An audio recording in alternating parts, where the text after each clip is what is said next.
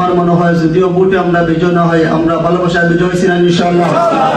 এই ভালোবাসার প্রমাণ করিয়া দিতে হইব। আমি সবসময় বলছি যে আমি রাজনীতিতে আসছি আমার প্যাকেট করার জন্য নয়, ব্যাংক ব্যালেন্স করার জন্য নয়, একমাত্র আমার আসার উদ্দেশ্য বিয়ানীবাজারবাসীর সেবা করার জন্য।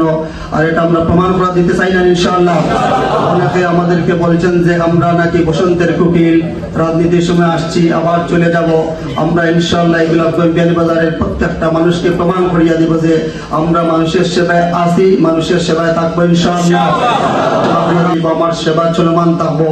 আর এই সেবা চলমানের জন্য আমরা সামনে যে রমজান আইছে, এই রমজান মাসে আমরা বিয়ানীবাজার গোলাপগঞ্জে 1 লক্ষ মানুষের ইফতার পাইব। আপনারা সব সহযোগিতা করবেন ইনশাআল্লাহ।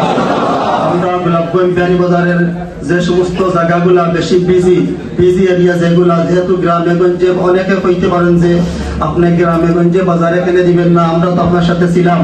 আপনারা দেখবেন যে গ্রামে গঞ্জের যে বাজারগুলা ছোট ছোট আছে, এখানে লোকাল মানুষরা থাকেন না, সবে দাদারি বাড়ি থেকে একটা পরীক্ষা করেন না। কিন্তু যেগুলা স্পট বিজি, এগুলা তো অনেক মানুষ অনেক যাতায়াত করেন, গাড়িয়ে যায় অনেক মানুষ, কিন্তু তারা ইফতার করতে পারে না। তাই আমরা গুরুত্বপূর্ণ স্পট যেগুলা, ওইগুলা বিয়ানীবাজার ও স্পট গুলাতে আমরা ইফতারের বুথ পাইয়া প্রতিদিন 30 রমজান ইনশাআল্লাহ আপনারা সব আমরা ফ্রি ইফতার বিতরণ করবো। সকাল লাগে দেওয়া হবে ইনশাআল্লাহ। শুধু এইটা